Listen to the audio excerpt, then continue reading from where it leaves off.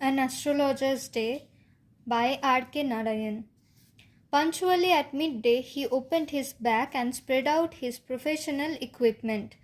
মানে দুপুরবেলা যথাসময়ে তিনি তার ঝুলিটি খুলে পেশাদারি সরঞ্জামগুলি পেতে ফেললেন.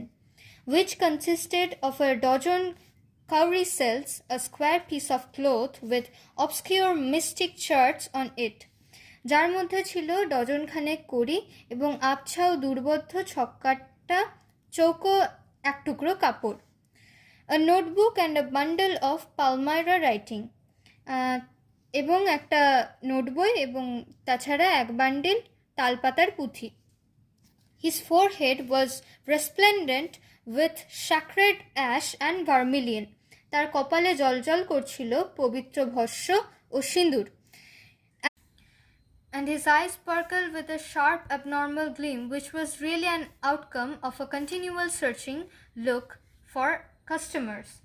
মানে তার চোখে একটা অস্বাভাবিক উজ্জ্বল দীপ্তি দেখা যাচ্ছিল, যা ছিল ক্রমাগত খদ্দেরদের সন্ধান করার ফল. But which his simple clients took to be a prophetic light and felt comforted. কিন্তু তার সেই দীপ্তিকে ঐশ্বরিক দীপ্তি ভেবে তার সরল খদ্দেররা স্বাচ্ছন্দ্য বোধ করত.